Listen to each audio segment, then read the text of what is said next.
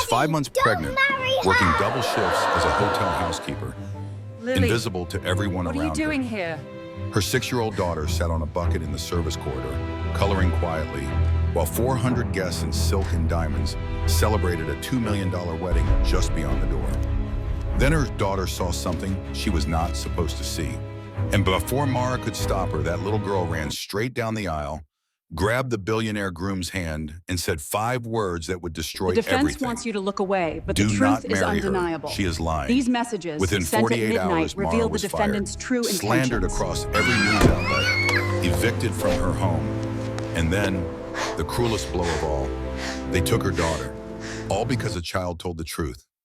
But Serena Blake made one fatal mistake. She assumed Mara would break. She assumed a pregnant, homeless, powerless woman would simply disappear. She assumed wrong.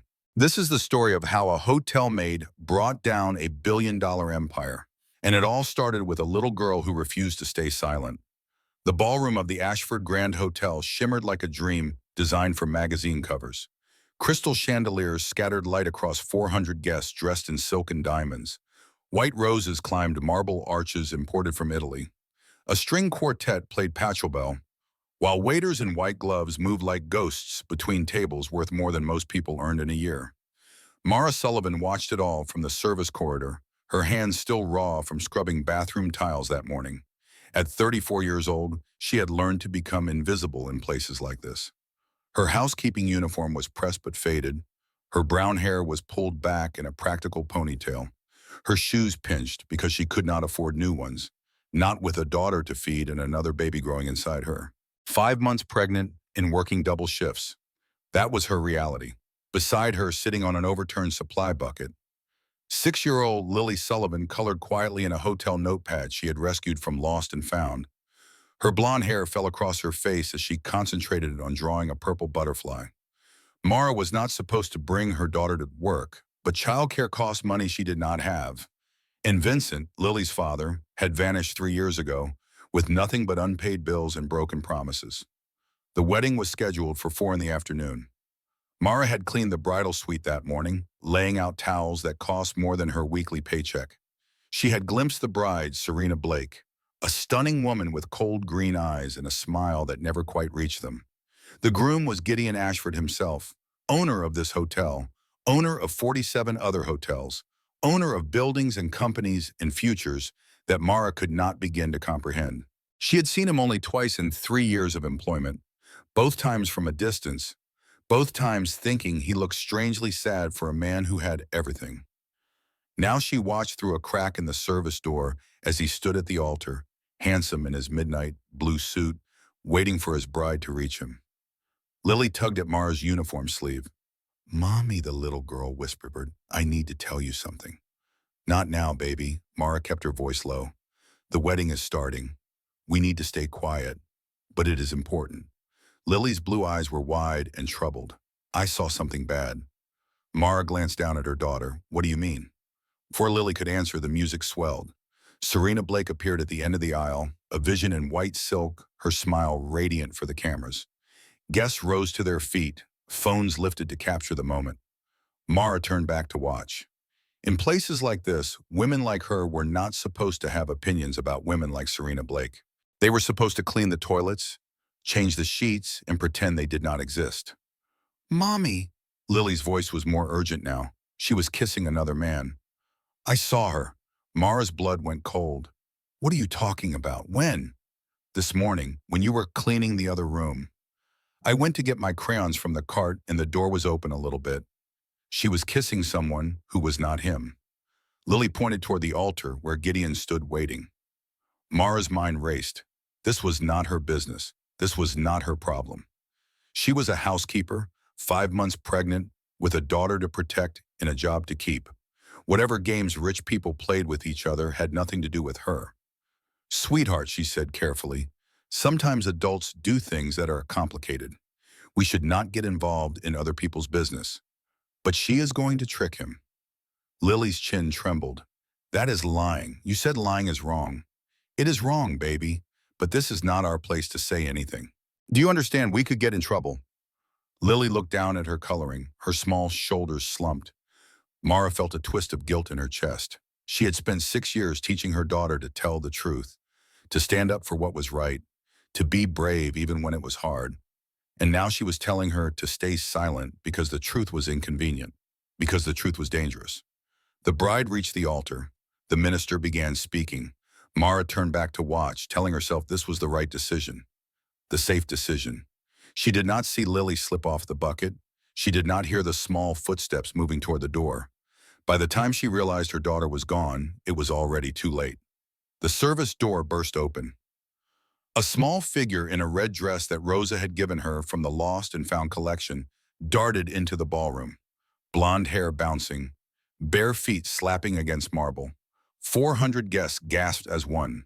Mara's heart stopped. Lily ran straight down the aisle, past the roses and the candles and the shocked faces, until she reached the altar where Gideon Ashford stood frozen in confusion. She grabbed his hand with both of her small ones. "Do not marry her," Lily said, her voice trembling, but clear enough to echo through the sudden silence. "I saw her kissing someone else. She is lying to you." The room erupted into whispers. Cameras clicked frantically. Somewhere, a woman laughed nervously. Serena Blake's smile cracked for just a moment. Her green eyes flashed with something cold and dangerous before she forced her composure back into place. "This is ridiculous," Serena said, her voice light and musical. "She is just a child. Children imagine things." Someone clearly coached her for attention. Her gaze swept the room and landed directly on Mara, who stood frozen in the service doorway, too terrified to move. In that moment, Mara understood something with perfect clarity. Her life was about to change forever, and not for the better. Gideon Ashford stared down at the child gripping his hand. She was tiny, barely taller than his waist, with tangled blonde hair and bare feet dirty from running across the marble floor. Her blue eyes met his without flinching. Something about that directness hit him harder than the words themselves. He had spent years surrounded by people who told him what he wanted to hear. Advisors who softened bad news. Partners who exaggerated good news. Friends who disappeared when the money stopped flowing. Even Serena, now that he thought about it, had always been careful to say exactly the right thing at exactly the right time. This child had nothing to gain from speaking. And yet she had run through 400 strangers to tell him the truth. When was the last time anyone had done that for him? "Is this true?" Gideon's voice came out hoarse. He looked at Serena. "Did you kiss someone else?" Serena's laugh tinkled through the ballroom like breaking glass. "Darling, this is absurd. She is 6 years old. She probably saw a movie and got confused. Can we please continue with our wedding?" Her hand reached for his arm, her touch familiar and possessive. But Gideon saw it now, the thing he had been ignoring for months. The slight tension around her eyes, the way her smile never wavered even when it should. The almost imperceptible flicker of calculation behind every tender gesture. She was performing. She had always been performing. And he had been too desperate to be loved to notice. "Answer the question." His voice was quiet but firm. "Did you kiss another man?" The ballroom held its breath. 400 guests frozen like statues. Champagne glasses suspended mid-toast. Camera phones recording every second for posterity. Serena's mask slipped. Just for a second. Fear flickered across her perfect features before she buried it beneath indignation. But that second was enough. Gideon had built a billion-dollar empire by reading people. He knew what guilt looked like, even when it wore designer white.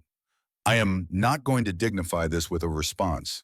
She turned to the crowd, her voice rising with practiced outrage.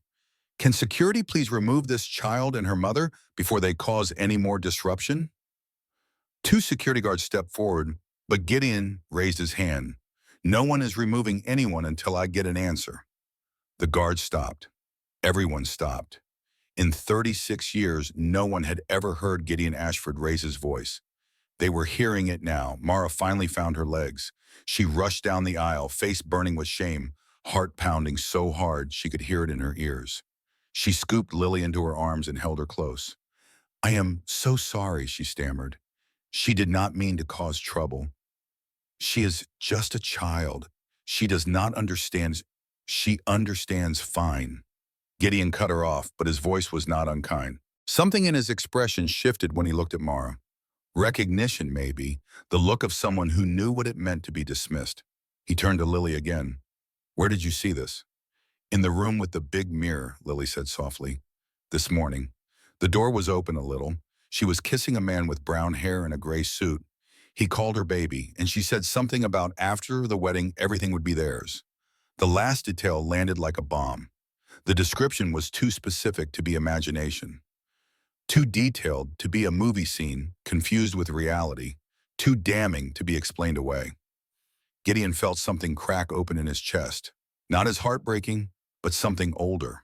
A wall he had built to protect himself from exactly this moment. The wall that had kept him safe. The wall that had kept him blind. He turned to Serena.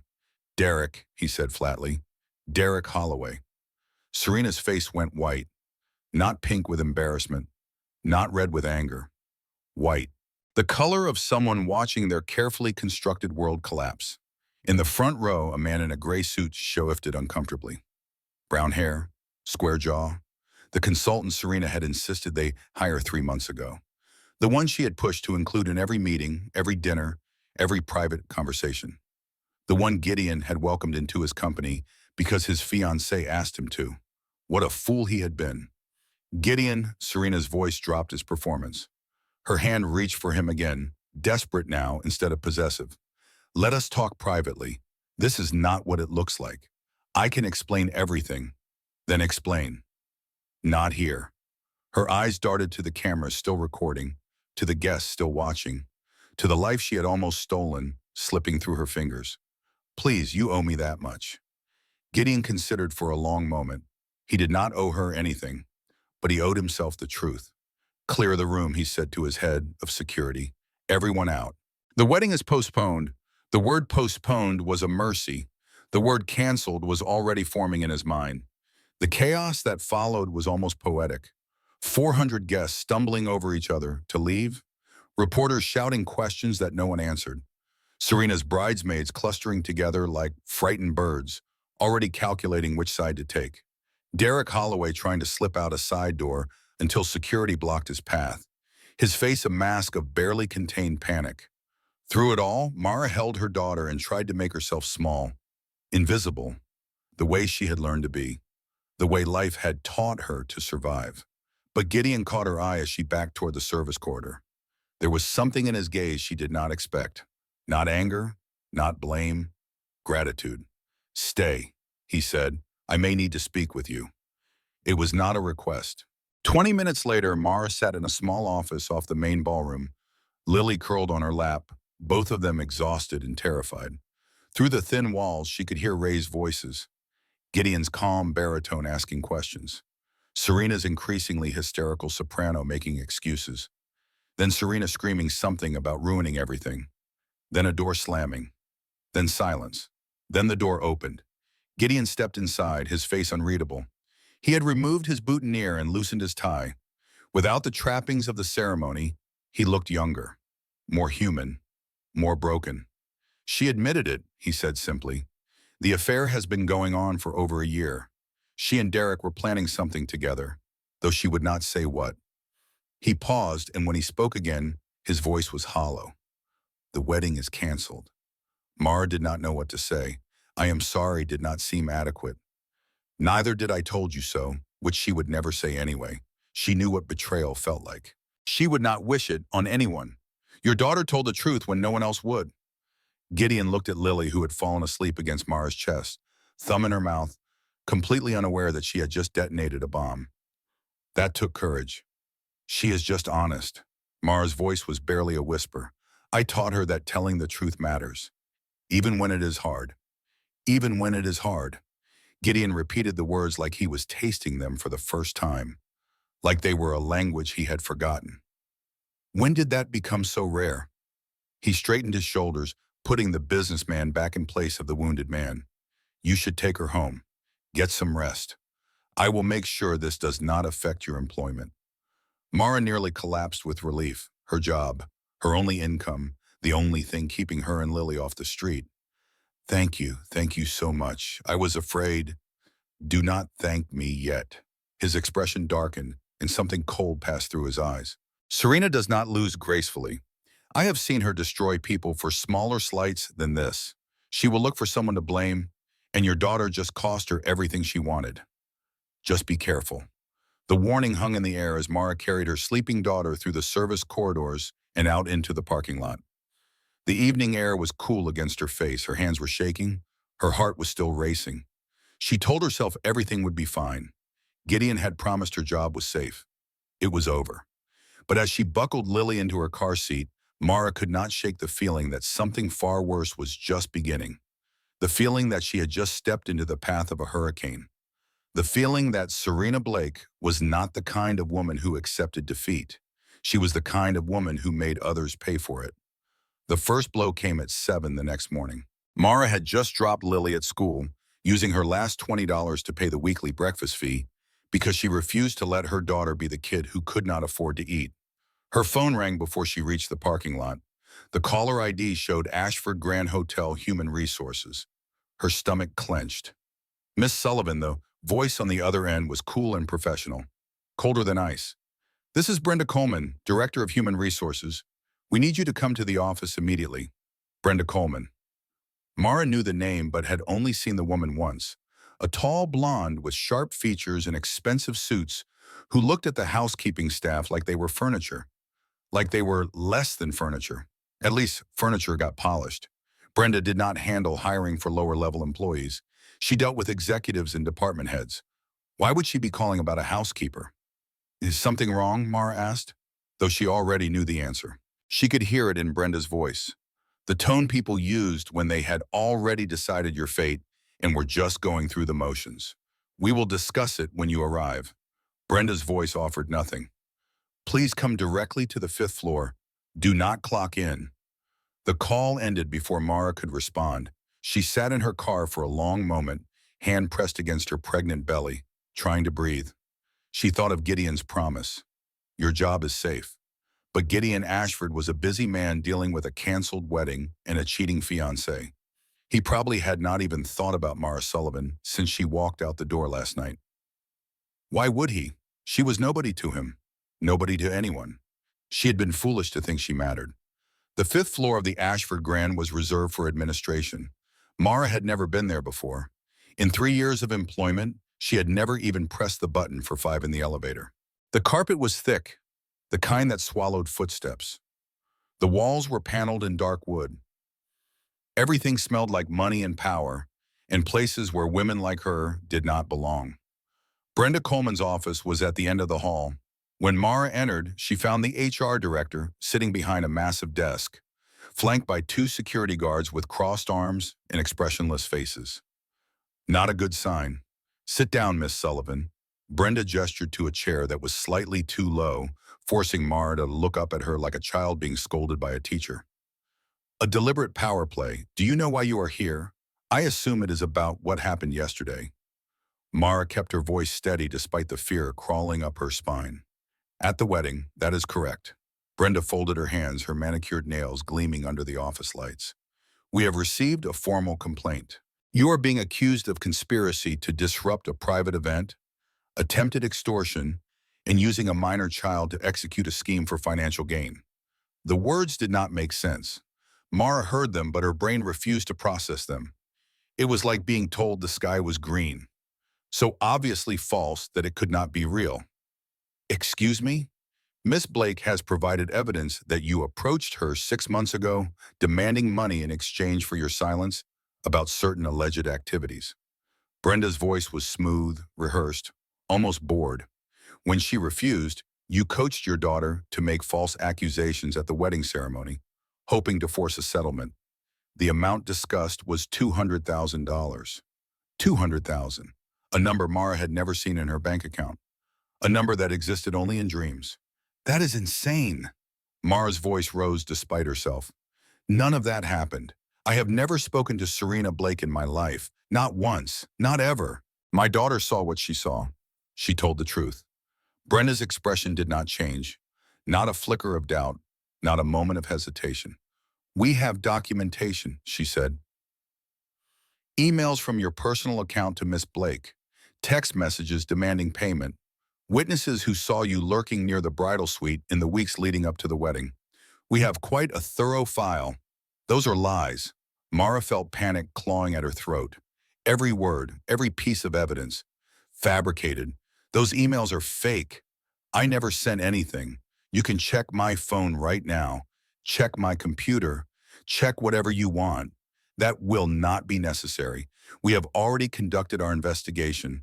Based on the evidence provided, your employment with Ashford Hotels is terminated effective immediately. You have 30 minutes to collect your belongings and vacate the property. Mara stared at her. The words landed like physical blows. 30 minutes, 3 years of work. 3 years of scrubbing toilets and changing sheets and smiling at guests who never saw her face. Erased in 30 minutes. You cannot do this. I did nothing wrong. My daughter is 6 years old. She just told the truth. Are you really going to punish a child for being honest? Something flickered in Brenda's eyes, something that might have been satisfaction. She also implicated a senior consultant of this company in an extramarital affair, Brenda said coldly, an accusation that has caused significant reputational damage to the Ashford brand. Mr. Holloway is considering legal action against you personally. I would suggest you retain a lawyer, though I doubt you can afford one. The cruelty was casual, practiced, the cruelty of someone who enjoyed watching people suffer. Derek Holloway, the man Serena had been kissing. Of course he would side with Serena. Of course they would protect each other. Of course the system would close ranks against the housekeepers stupid enough to tell the truth. I want to speak to Gideon Ashford, Mara said, grasping at the only hope she had left. He knows what happened. He was there. He believed my daughter. Mr. Ashford is unavailable. Brenda's smile was thin and sharp. And even if he were not, this decision comes from corporate legal, not from him. He cannot override company policy, even if he wanted to, which I doubt he does. She stood, smoothing her skirt. You have 30 minutes. Security will escort you. Do not make a scene. It will only make things worse. How could things possibly be worse? The next hour passed in a blur of humiliation.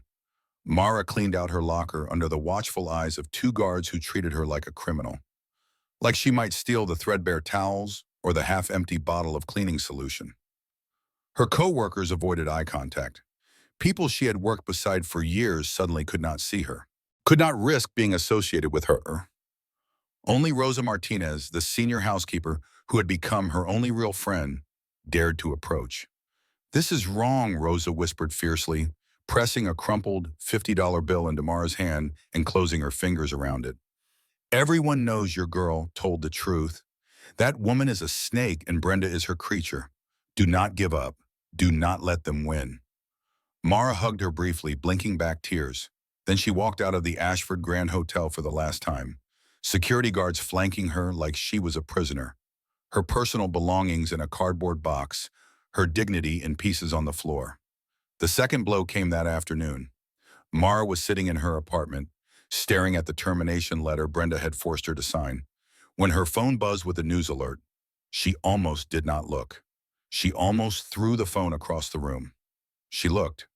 Desperate hotel maid uses daughter in Billionaire shakedown, the headline screamed. Below it was her photograph, pulled from her employee ID, unflattering and harsh. Alongside it was a picture of Lily from God knows where. Her daughter's innocent face plastered across the internet for strangers to judge.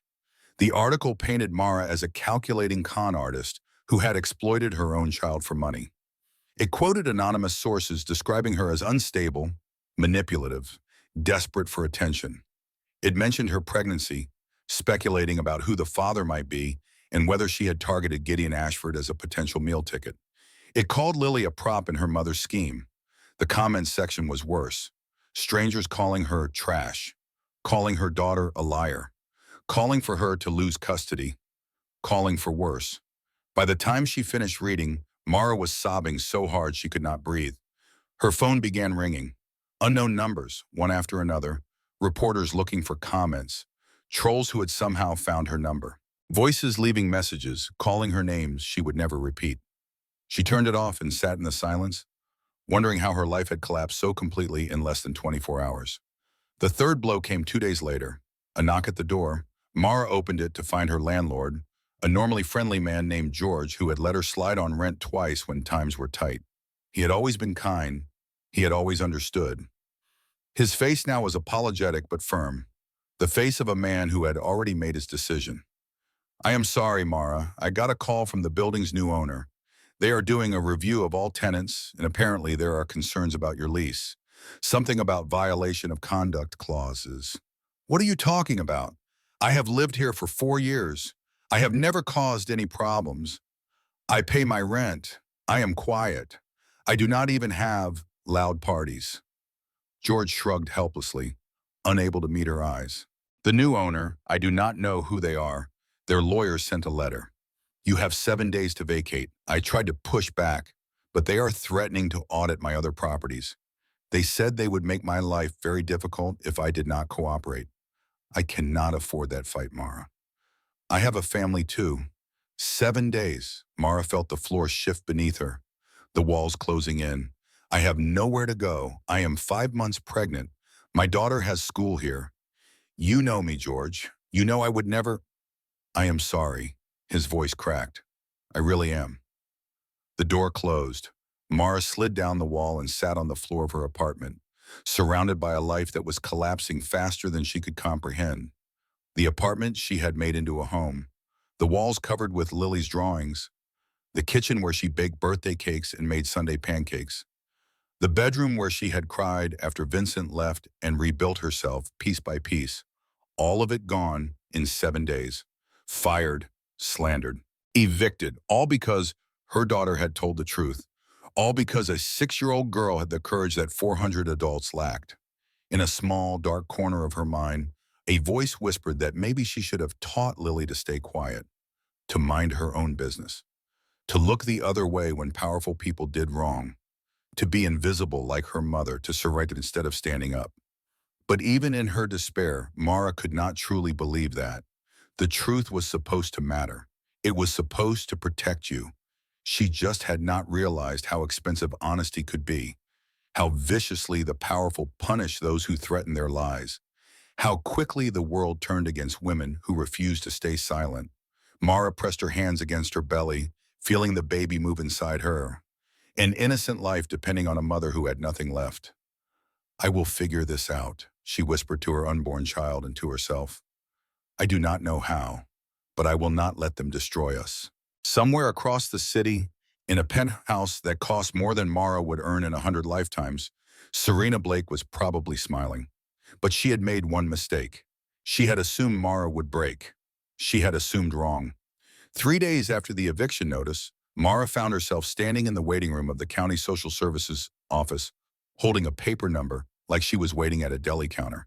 Number 47, as if her desperation could be measured and sorted. Her feet ached from walking because she had sold her car yesterday for $800. $800 for a vehicle worth $3,000. But the buyer knew she was desperate, and she did not have time to negotiate. Her back throbbed from the pregnancy weight. Her eyes burned from 3 nights of barely sleeping. Lily sat beside her, unusually quiet, sensing that something was very wrong. Children always knew. They could not name it, but they felt it in their bones. They had spent the last 72 hours in survival mode. Mara had applied for 23 jobs. 23 applications filled out with shaking hands and forced optimism. Every single one had ghosted her or sent polite rejections within hours of her application. Not days, hours, as if her name triggered an automatic delete. When she called to follow up, she was told the position had been filled, or she was not qualified, or they would get back to her. They never did. Rosa had done some digging. Apparently, Brenda Coleman had made calls, a lot of calls, to every hotel, restaurant, and service business in the city. Mara Sullivan was blacklisted, unemployable. Her name was poison, and everyone had received the memo. Number 47, a bored voice called.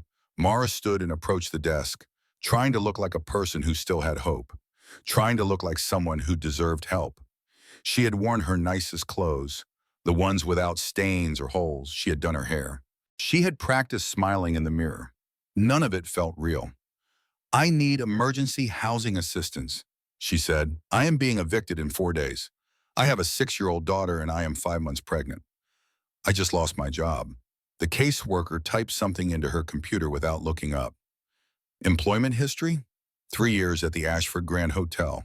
Before that, retail and restaurant work. I have never been unemployed for more than a few weeks since I was 18. 16 years of work. 16 years of showing up and doing her job and never asking for anything. Reason for job loss? Mara hesitated. How do you explain that your life was destroyed because your daughter told the truth? It is complicated. The caseworker looked up, her expression neutral. Professional, the face of someone who had heard every story and believed none of them. I need to document the reason. I was accused of something I did not do. My daughter witnessed inappropriate behavior by the hotel owner's fiancé and reported it. They retaliated by firing me. I see. More typing. The clicks of the keyboard sounded like a countdown. In your references? I was blacklisted. My former employer made sure no one would hire me. The caseworker's fingers paused on the keyboard. She looked at Mara with something that might have been sympathy or might have been resignation. The look of someone who had seen this story before and knew how it ended.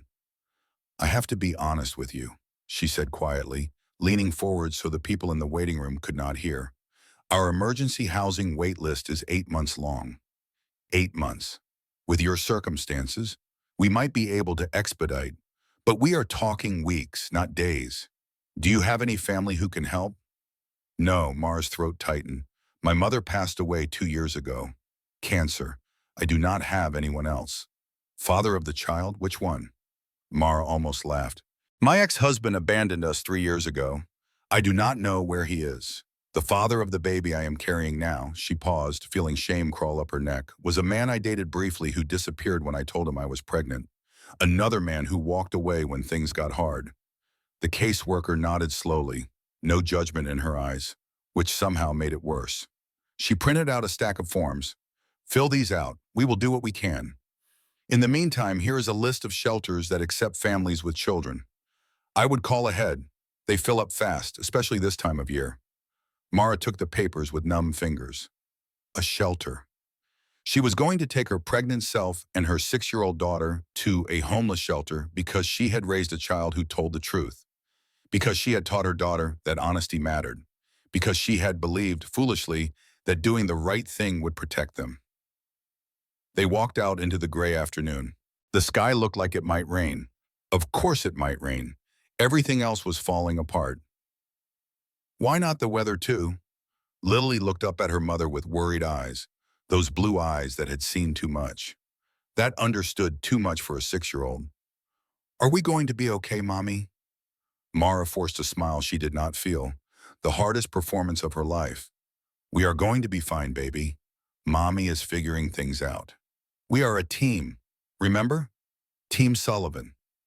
Lily did not look convinced, but she nodded anyway, trusting her mother even when trust made no sense.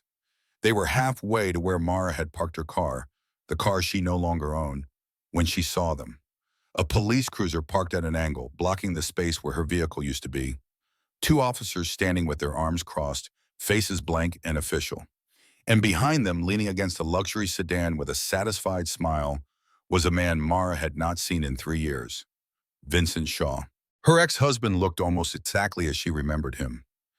Handsome in a lazy way, with the kind of confidence that came from never facing consequences for his actions. The kind of man who smiled while he hurt you and expected you to thank him for it.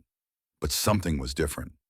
He was wearing an expensive suit that did not match his usual lifestyle. A watch that probably cost more than he had ever paid in child support. The entire 3 years of child support he owed her. Shoes that gleamed like they had never touched a sidewalk. Someone had dressed him up like a puppet. Someone had given him a costume and a script. Hello, Mara, he said. You look tired. Lily pressed closer to her mother's leg, not recognizing the man who had walked out of her life before she could form permanent memories. The man who had held her once, maybe twice, and never looked back. What are you doing here? Mara's voice came out hard, harder than she intended. You have no right to be here. You gave up your rights when you walked out. Actually, I do. Vincent pushed off the car and strolled toward them, hands in his pockets, casual as a Sunday walk. See, I have been hearing some concerning things. My daughter living in poverty, my daughter being used to disrupt public events, my daughter's mother being accused of extortion and blackmail. He smiled. Very concerning things. None of that is true. You know none of that is true. Maybe not. He shrugged. But I have lawyers now, good ones, expensive ones. And they think it is worth investigating whether Lily is in a safe environment. The police officers stepped forward. One of them, a younger man with tired eyes, looked almost apologetic. Ma'am, he said, we have a court order for temporary emergency custody. There have been allegations of child endangerment. Child endangerment. Mara felt her knees weaken. The world tilted. I have never endangered my daughter. Not once, not ever. She is my whole world. She is the only thing I have left.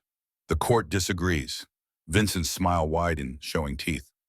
Apparently using a 6-year-old to execute a criminal scheme qualifies as endangerment. Who knew? Mara's mind raced, scrambling for solid ground. Where had Vincent gotten lawyers? Where had he gotten money for that suit, that car, that watch? Vincent Shaw had never held a job for more than 6 months in his life. He had borrowed money from her mother before she died and never paid it back. He could not afford gas for his broken-down truck the last time she saw him. Someone was funding him. Someone was using him. Someone had found the perfect weapon to destroy her. You can contest the order in family court, the officer said, not unkindly. His voice suggested he had done this before, that he hated this part of his job. But for now, we have to enforce it.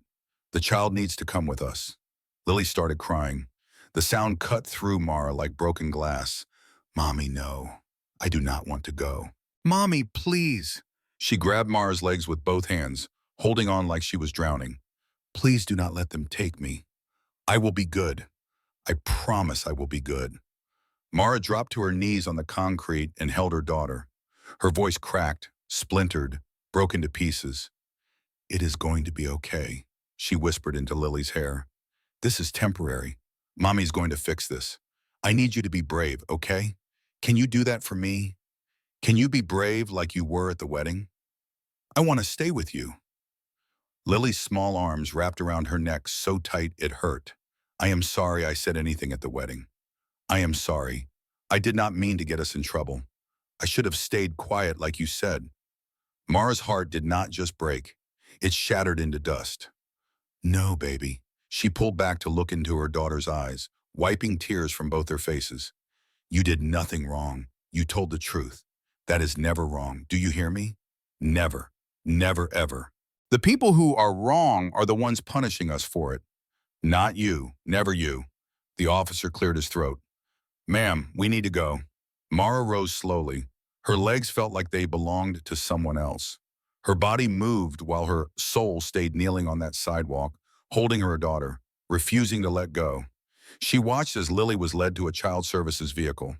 Her daughter's small face pressed against the window, tears streaming down her cheeks, her mouth forming the word mommy over and over, her small hand pressed against the glass like she was trying to reach through it.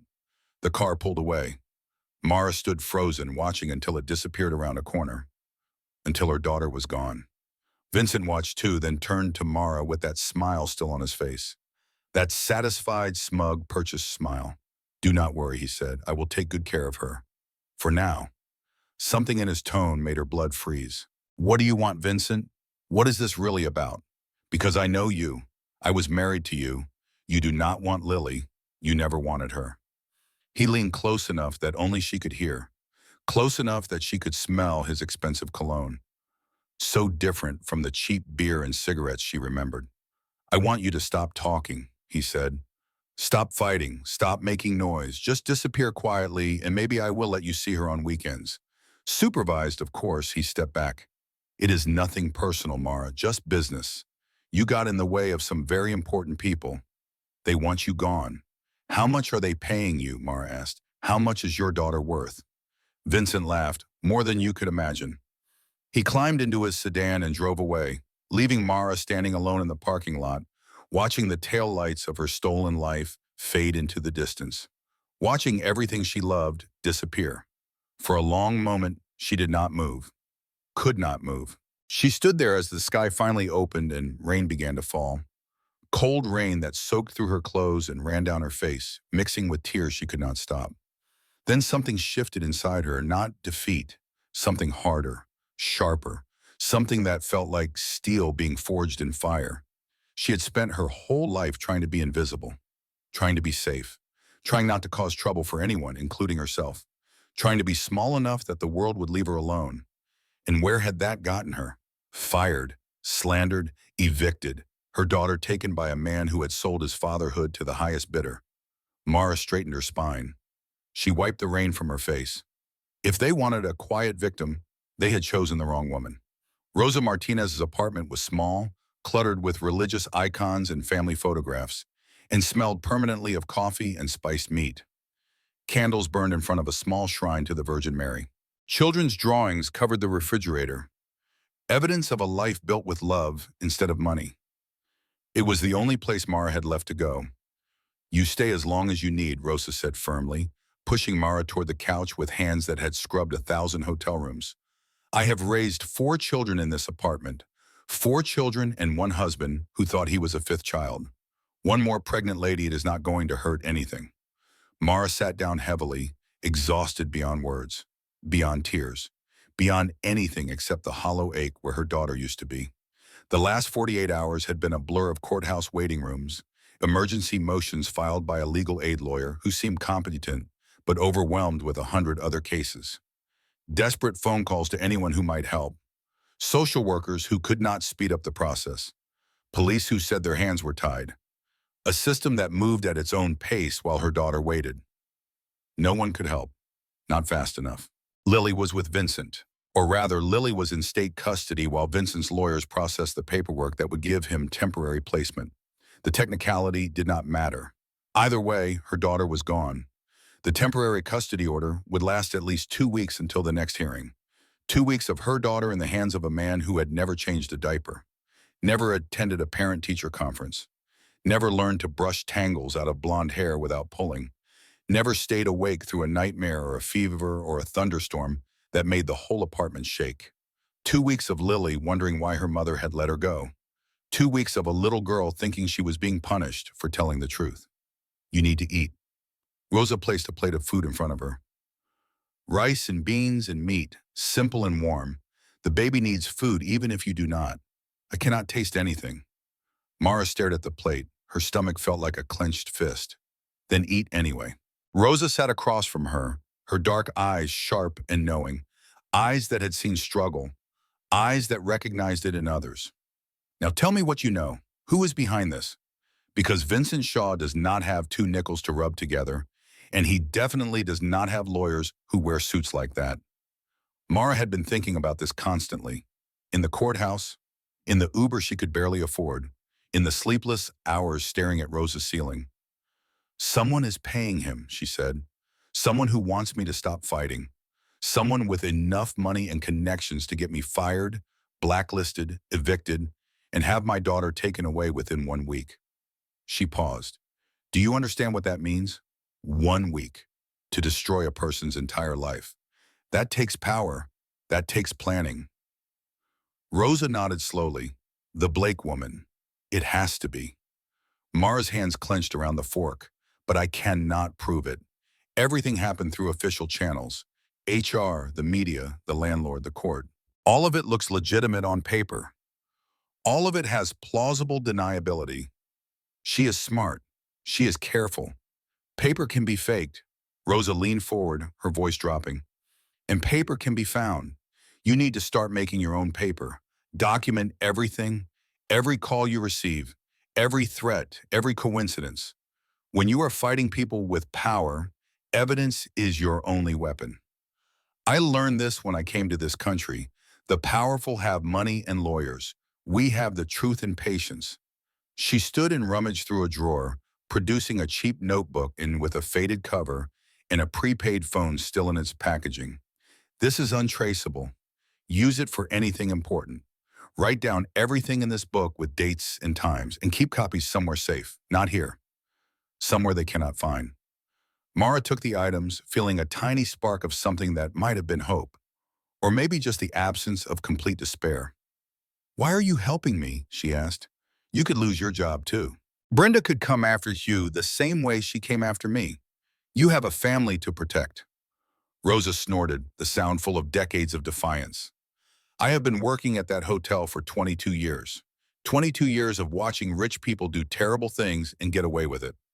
I have seen managers come and go. I have seen scandals buried and secrets kept.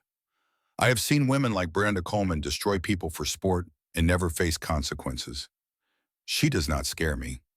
She paused, then added more softly. Besides, I know what it is like to have everything taken from you. I crossed a desert to get to this country. I buried a son who did not survive the journey. I rebuilt my life from nothing. Less than nothing. People helped me when they did not have to. Strangers who shared their food, their homes, their hope. Now I help you. That is how we survive. Not alone, together. Mara felt tears threatening again, but she forced them back. She had cried enough. She had been weak enough. It was time to fight. Over the next several days, she threw herself into building her case with the same energy she had once used to clean hotel rooms. Every corner, every detail. Nothing overlooked or looked.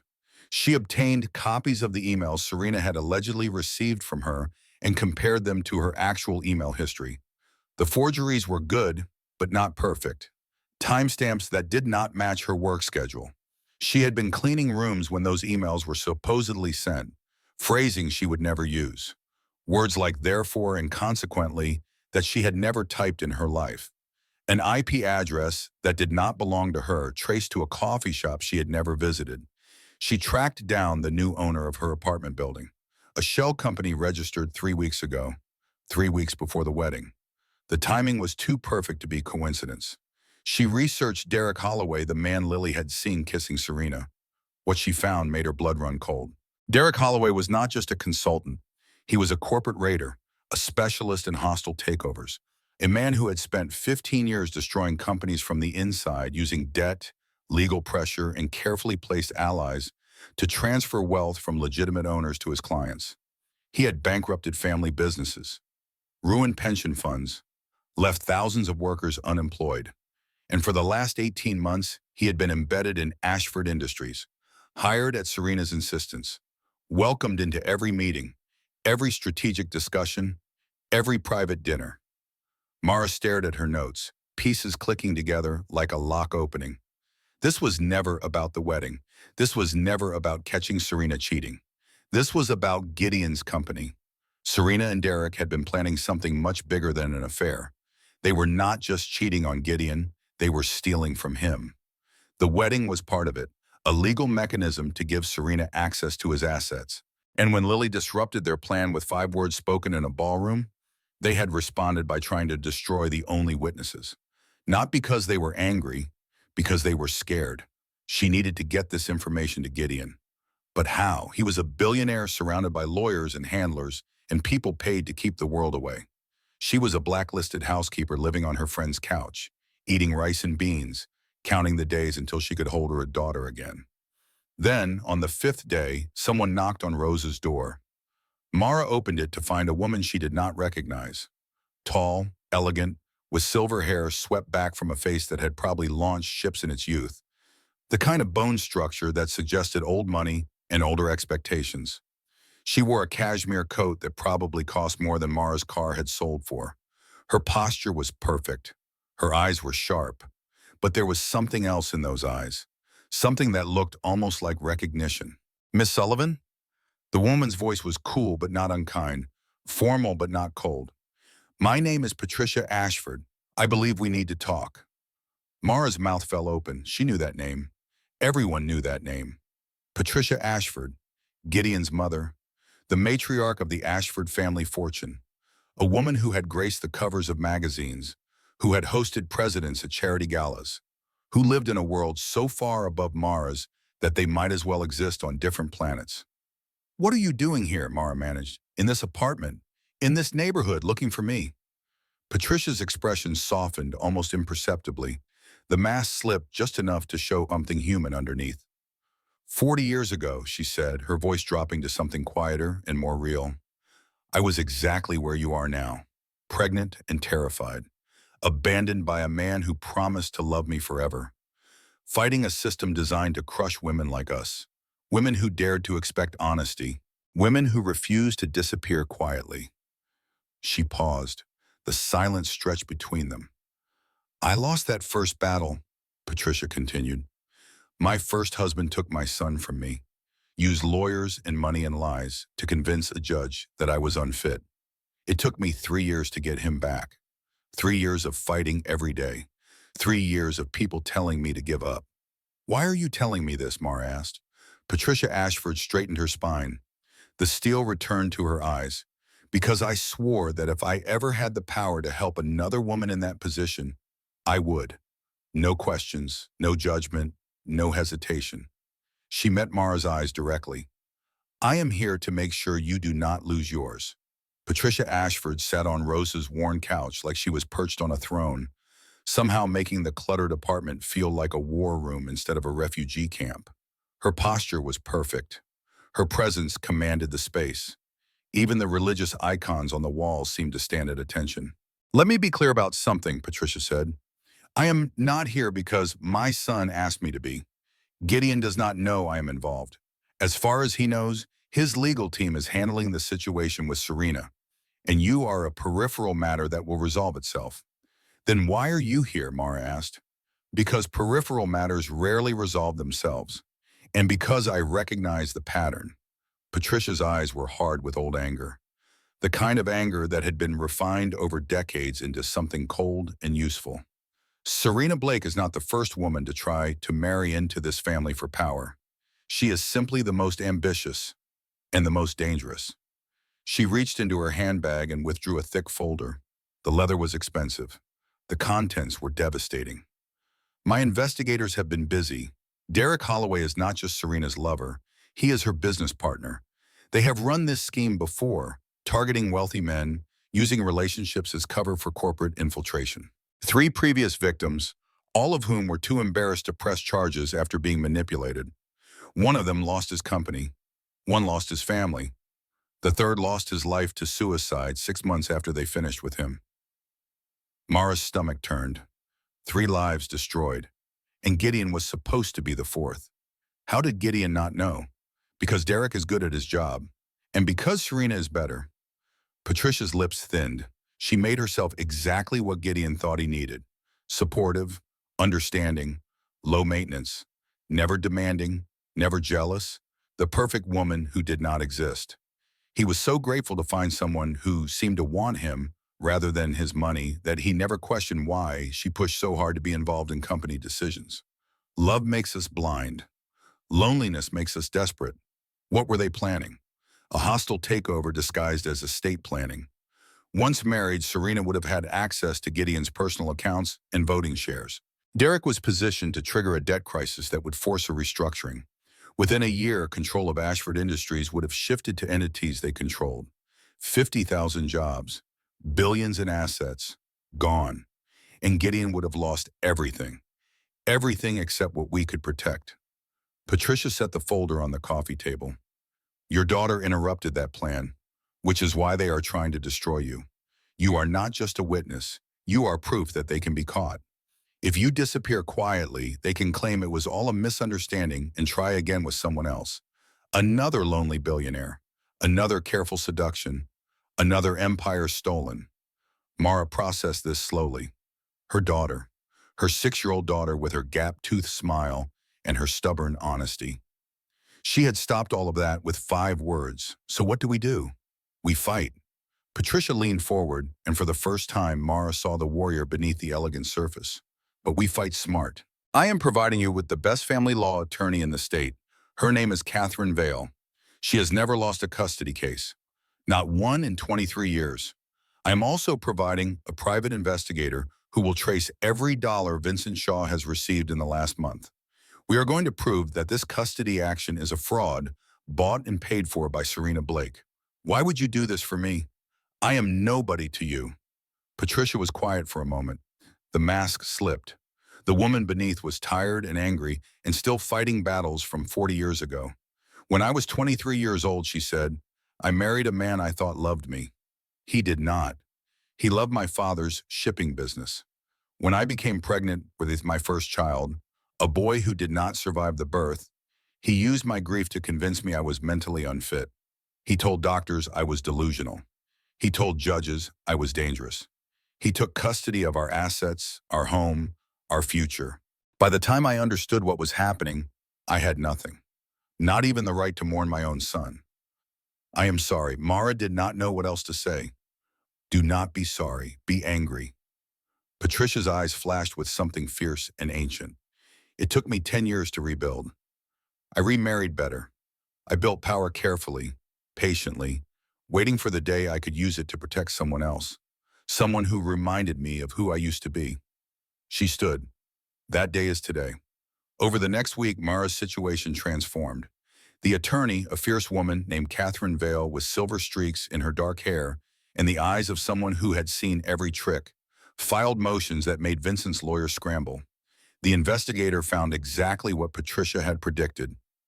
Wire transfers from a shell company linked to Derek Holloway directly into Vincent's bank account. $50,000 already received. $500,000 more promised upon successful completion. The completion being Lily's permanent removal from her mother's life. Vincent was not fighting for custody of his daughter. He was being paid to take her, paid to steal a child he had never wanted, paid to destroy a family he had already abandoned. When Mara saw the evidence, she felt something inside her crystallize. Not just anger, purpose. The same steel she had felt in the parking lot when they took Lily. We have enough to bring charges, Catherine said, during one of their strategy sessions in Rosa's cramped kitchen. But we need to be careful about timing. If we move too fast, they will destroy evidence. If we move too slow, they will complete whatever they are planning and disappear. Serena has accounts in Switzerland. Derek has a plane. What do you recommend? We present everything to the family court first. Get Lily back. Once she is safe, we can coordinate with the district attorney on the larger conspiracy. And Gideon? Mara asked. Does he know about any of this? Catherine exchanged a glance with Patricia, the kind of glance that held entire conversations. My son is being briefed separately, Patricia said carefully. He is dealing with his own investigation into Derek and Serena's corporate activities. We thought it best to keep the threads separate until we were ready to present a complete picture. You mean you did not want him to know you were helping me? Patricia's smile was thin but not unkind. I mean that Gideon has a tendency to act first and think second when someone he cares about is in danger. And he has developed a certain concern for your well-being. More than concern, if I am being honest. Better that he focuses on the business side while we handle the personal side. Otherwise, he would burn down the courthouse trying to help you. Mara felt heat rise to her cheeks despite everything. She barely knew Gideon Ashford. They had spoken exactly twice. The idea that he had any feelings about her beyond general decency seemed absurd. And yet, she remembered the way he had looked at her in that office after the wedding, the way he had believed Lily without hesitation, the way he had promised her job was safe, even when he did not have to, the way his voice had softened when he spoke to her daughter. Maybe decency was just a form of caring that she had forgotten how to recognize. Maybe kindness felt foreign because she had experienced so little of it. The custody hearing was scheduled for Tuesday. Catherine was confident. The evidence was overwhelming.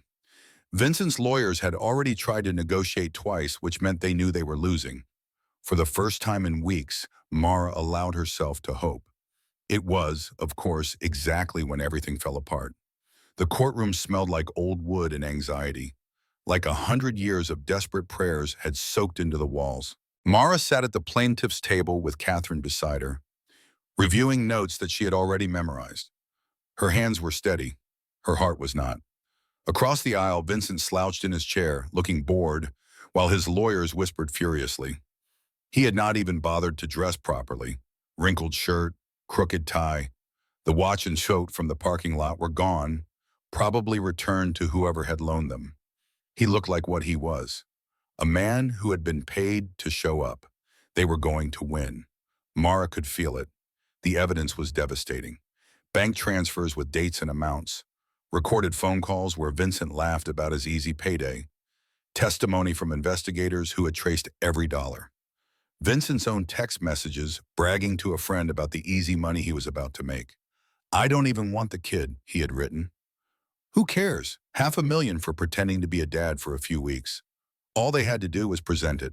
Judge Wells entered, and everyone rose.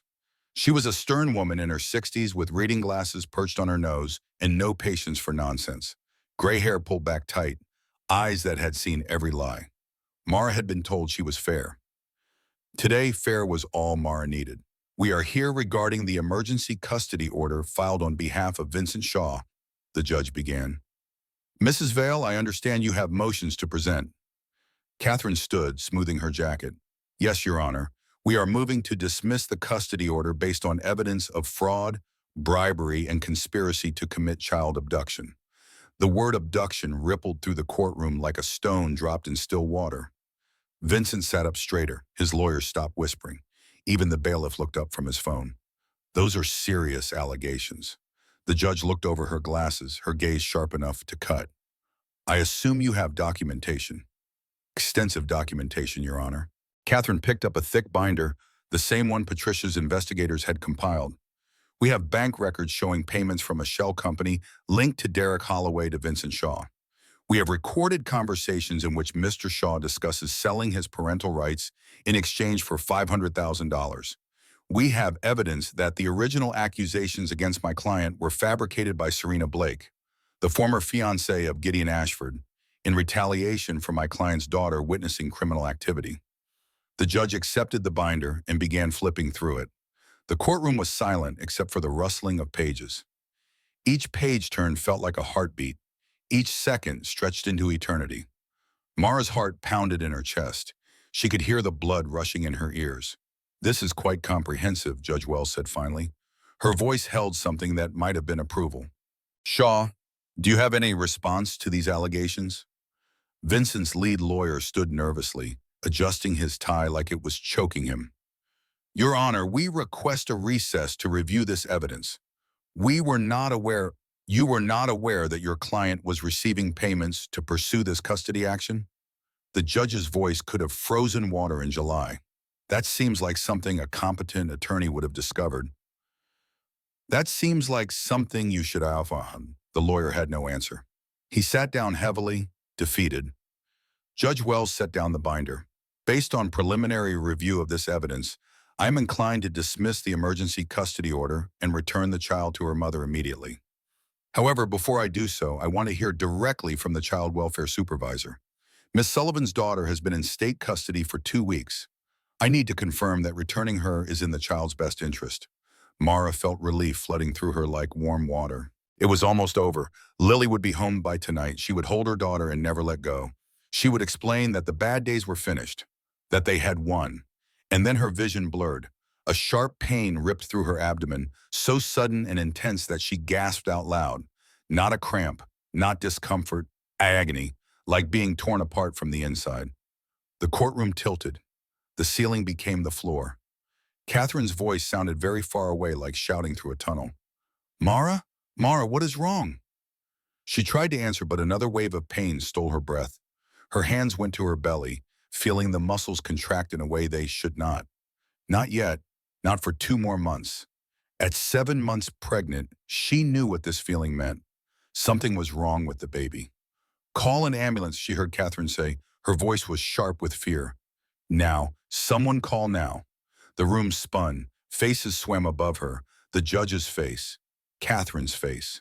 Rosa's face, somehow there, somehow knowing. Someone was holding her hand. Someone else was speaking into a phone. Words she could not understand. Sounds that made no sense. The last thing Mara saw before consciousness slipped away was Vincent's face across the courtroom. He was smiling. Actually smiling. Watching her collapse like it was entertainment. Then everything went dark.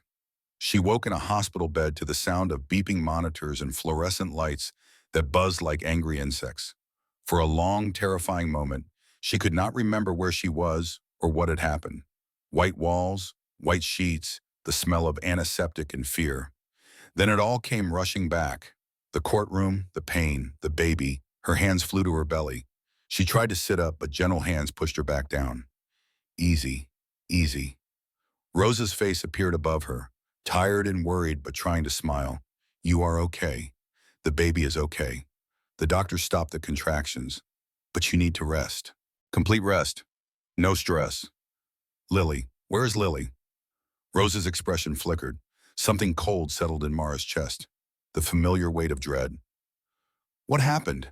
The hearing was postponed, Rosa said carefully, choosing each word like walking through broken glass. When you collapsed, everything stopped. The judge did not rule. She rescheduled for next week. Next week. Another week with Lily in state custody. Another week of waiting. Another week of her daughter wondering why mommy had not come. Mara closed her eyes, the weight of it all pressed down on her like a physical force, like being buried alive. She had fought so hard, done everything right, built the case, gathered the evidence, found allies who believed in her, and her own body had betrayed her at the crucial moment. It was not over, she reminded herself. This was a delay, not a defeat. Catherine still had the evidence. Patricia still had the resources. The truth was still the truth. But lying in that hospital bed, exhausted and afraid, Mara felt the edges of despair creeping in. The darkness at the corners of her vision that had nothing to do with the fluorescent lights. How much more could she take? How much more did she have to give? A soft knock at the door interrupted her thoughts. She expected a nurse, maybe another doctor with more tests and more bad news. Instead, Gideon Ashford stepped into the room. He looked different than she remembered. Tired, lines around his eyes that had not been there at the wedding. Shadows beneath them that spoke of sleepless nights. He was wearing jeans and a plain sweater instead of a suit, and he carried a small, stuffed elephant that had clearly been purchased from the hospital gift shop. The tag was still attached. "I heard what happened," he said quietly. "I came as soon as I could. As soon as my mother told me where you were." Mara did not know what to say. She was exhausted, emotional, and probably looked terrible. Hospital gown. No makeup. Hair a tangled mess. Not exactly how she had imagined seeing him again. If she had imagined it, which she had not. Gideon sat in the chair beside her bed without asking permission, like he belonged there. "I owe you an apology," he said. "I should have done more. When you were fired, when the media attacked you, when they took your daughter, I was so focused on the corporate investigation that I lost sight of the human cost. I was thinking about my company when I should have been thinking about your family." He set the elephant on her bedside table. "That was wrong. You did not owe me anything. We barely know each other. I owed you basic decency." He met her eyes, and something in his gaze made her breath catch. "Your daughter saved me from making the worst mistake of my life. She walked into that ballroom and told me the truth when everyone else was silent. And I repaid that by letting you face the consequences alone. I will never forgive myself for that." Mara felt tears threatening again. She was so tired of crying. "I am not facing them alone," she said. "Your mother has been helping." "I know." Gideon smiled slightly, the first real smile she had seen from him. "She told me about an hour ago, in great detail, with visual aids, and a PowerPoint presentation." He paused. "She also told me what you discovered about Derek and Serena. You figured out in a week what my entire security team missed for 18 months. You saw what no one else saw. I just followed the money. Anyone could have done it. You did more than that. You refused to give up when anyone else would have. When anyone sane would have." He leaned forward and his voice dropped. "The custody hearing is next week. I want to be there. Not to fight your battles for you, just to stand beside you while you win them yourself. If you will let me." Mara looked at this man, this billionaire, who should have had nothing in common with a pregnant housekeeper, and saw something she had almost forgotten existed. Basic human kindness. The kind that expected nothing in return. "Okay," she said softly. "Okay." Gideon reached out and took her hand. His grip was warm and steady. And for the first time since this nightmare began, Mara did not feel alone. The week passed slowly. Mara remained in the hospital for 3 days while doctors monitored her and the baby. They used medical terms she barely understood, but the bottom line was clear. Too much stress was threatening her pregnancy. She needed to rest, but rest was impossible when her daughter was still in state custody. Patricia visited daily, bringing updates from the legal team and food from restaurants Mara had only seen in magazines. Catherine came twice, walking through the evidence and preparing Mara for cross-examination. Rosa brought gossip from the hotel and kept Mara's spirits up with stories about the chaos that had erupted since Serena's exposure. "Apparently Brenda Coleman has stopped coming to work," Rosa reported gleefully. "She claimed to be sick, But everyone knows she is afraid of the investigation. Human resources is in shambles. Good. Mara felt no sympathy. On the fourth day, Gideon appeared with news that changed everything. Derek tried to run, he said, settling into the chair that had become his usual spot. He booked a flight to Switzerland under a false name. We caught him at the airport. We? The FBI, actually. Gideon's smile was grim. It turns out Derek and Serena's scheme extended beyond just my company. They had targeted at least 5 other businesses over the last decade, stealing hundreds of millions of dollars. Federal prosecutors are very interested in making an example of them. What about Serena? In custody. She tried to blame everything on Derek, but we have recordings of her directing the operation. She is not walking away from this. Mara absorbed this. The people who had destroyed her life were finally facing consequences. It should have felt satisfying. Instead, she just felt tired. There is something else. Gideon's expression grew more serious. We found the connection between Brenda Coleman and Serena, the one that explains why she helped destroy you. Mara remembered wondering about that, how efficiently the HR director had moved against her, how personal it had seemed. Brenda is Serena's half-sister, Gideon said. Same father, different mothers. They grew up together until their father abandoned both families. They reconnected about 10 years ago and have been working together ever since, half-sisters. The enemy had been inside the building from the beginning. Brenda was the one who forged the emails from your account, Gideon continued. She had access to employee systems. She was the one who made the calls to blacklist you, and she was the one who tipped off the media. Why? What did I ever do to her? Nothing. You were just in the way. Gideon's jaw tightened. That is how people like them see the world. Everyone is either a tool or an obstacle. You became an obstacle, so they tried to remove you.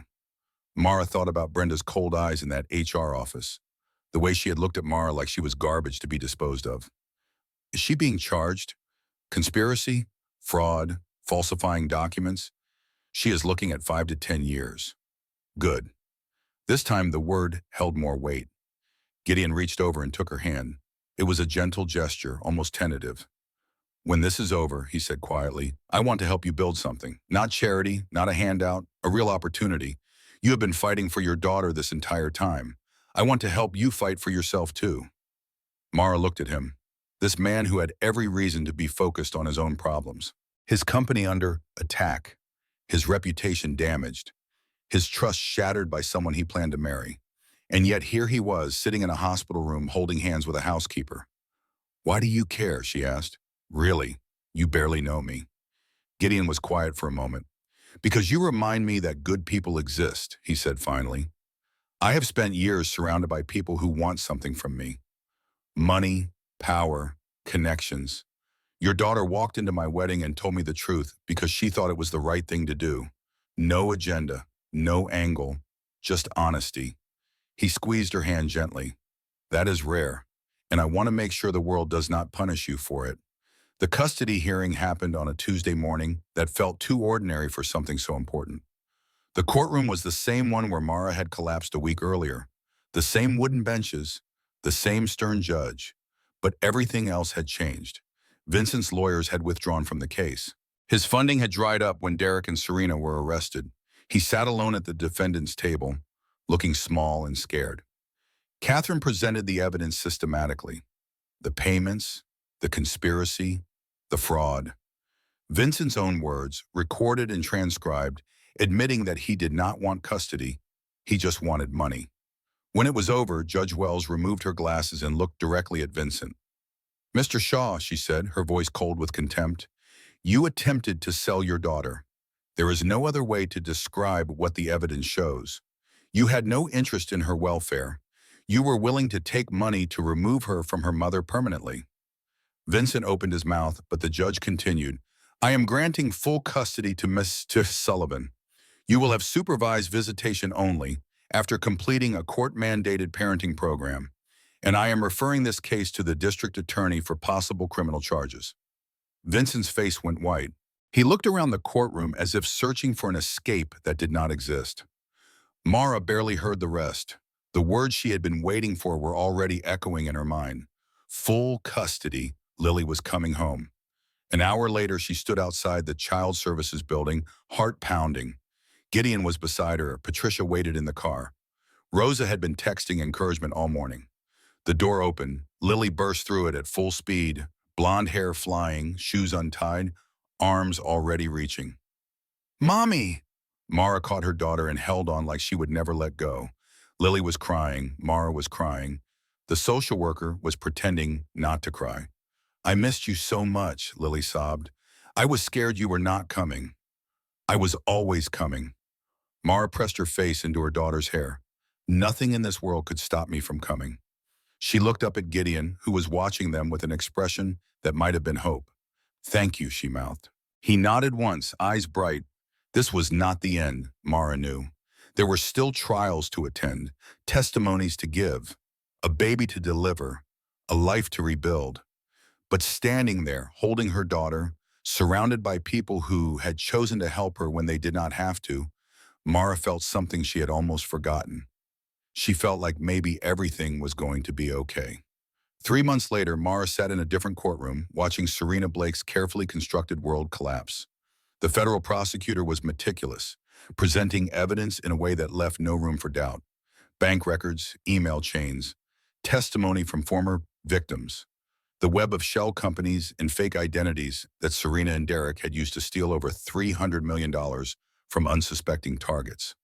Derek had already pleaded guilty, turning on Serena in exchange for a reduced sentence. He sat in the witness box now, describing their partnership with the detachment of someone who had already accepted his fate. We chose targets based on emotional vulnerability, Derek explained. Wealthy men who were lonely, who wanted to be loved.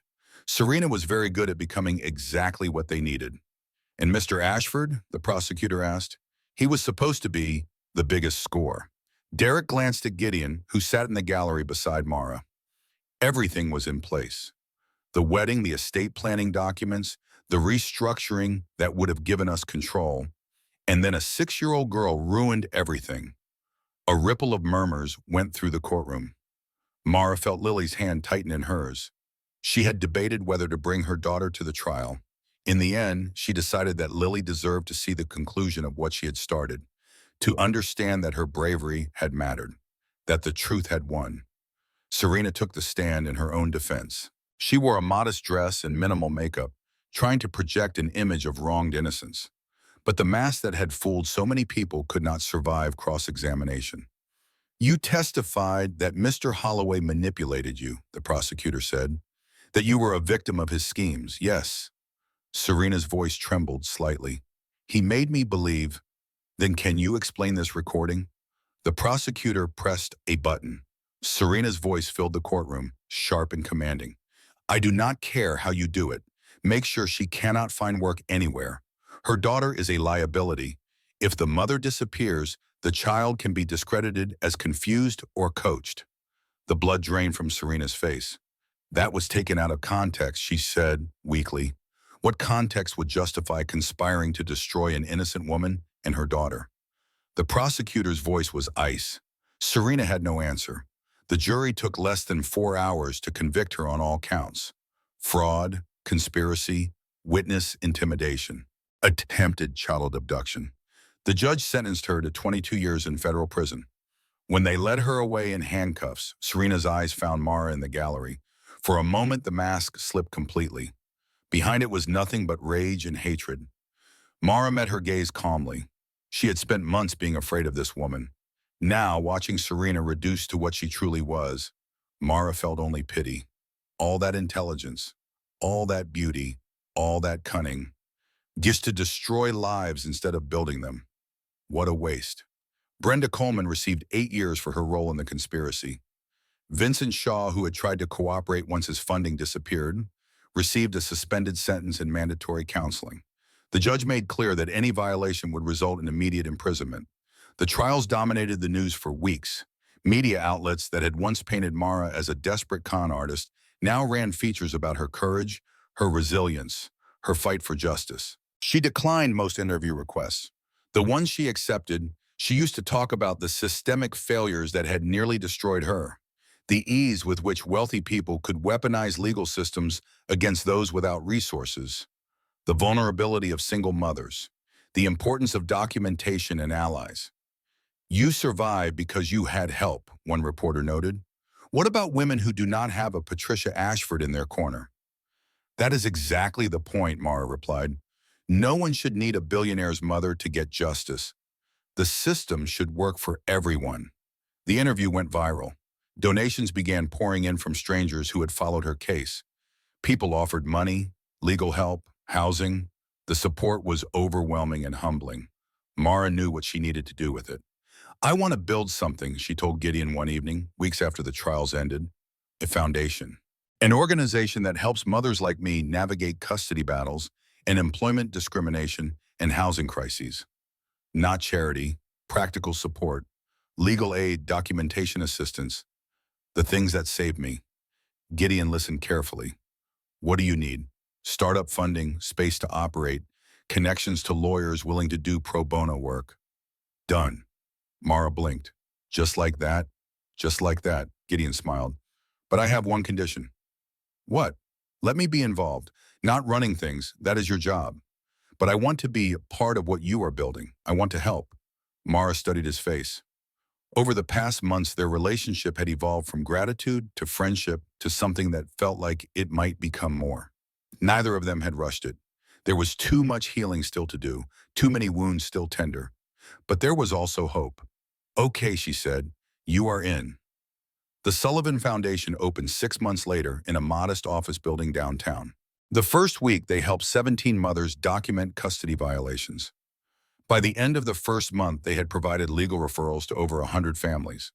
Rosa quit her job at the hotel to become the office manager. Patricia joined the board of directors. Catherine Vale recruited a network of attorneys willing to donate their time. And Lily became the unofficial mascot, greeting visitors with handmade drawings that said, "Welcome and truth wins, and you are not alone." One evening, as Mara was closing up the office, Gideon stopped by with takeout and a question. Have you thought about what comes next?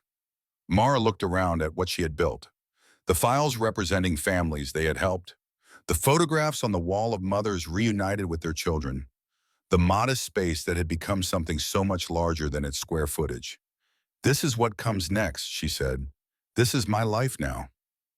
Gideon set down the food and crossed the room to stand beside her. I meant for us, he said quietly. Mara's breath caught.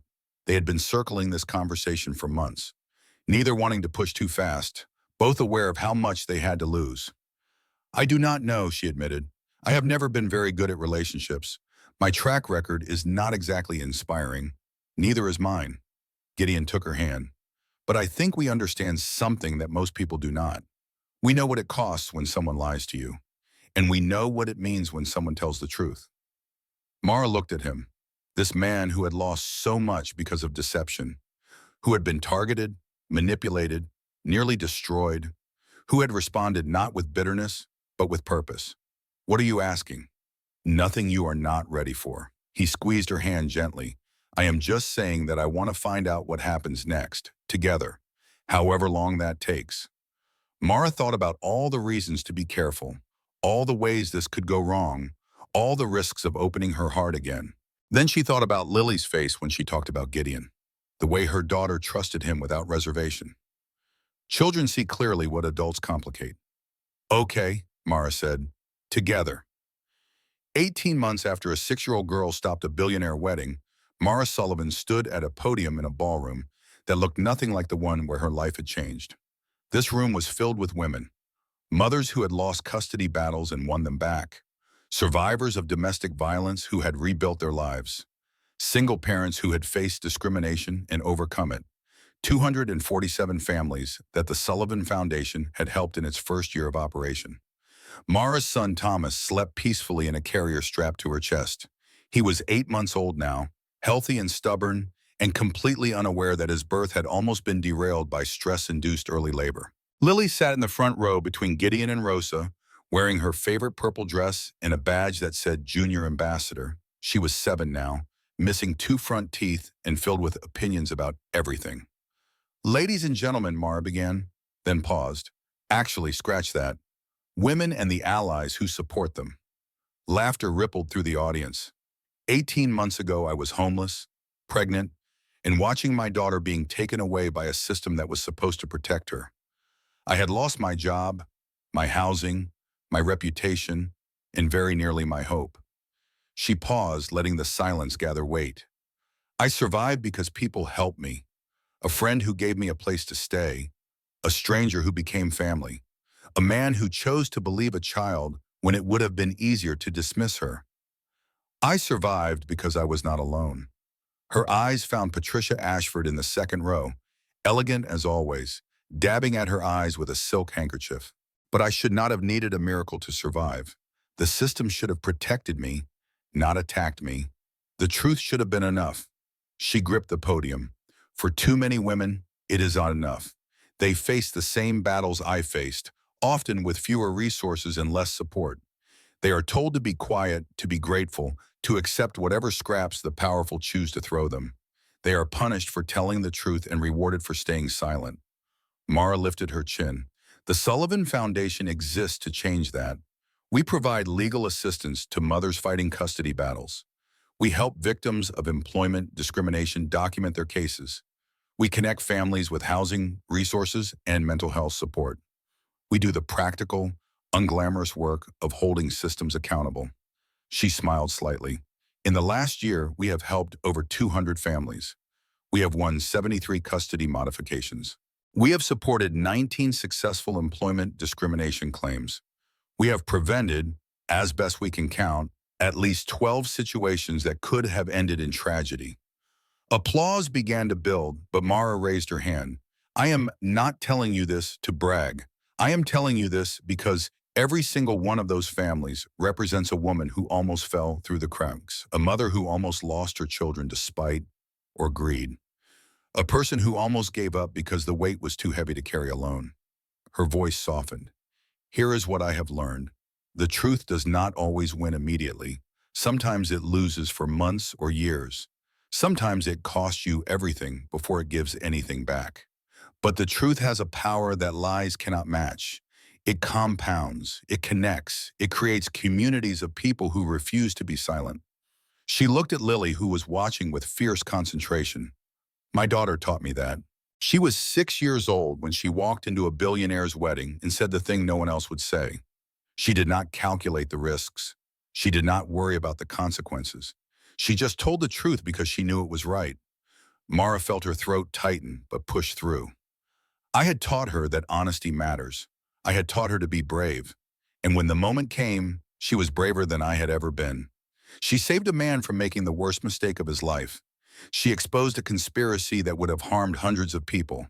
And she showed me what courage really looks like. Lily beamed, gap-toothed and proud. If you are in this room tonight, you know something about that courage. You have fought battles that most people never see. You have faced systems that were designed to break you.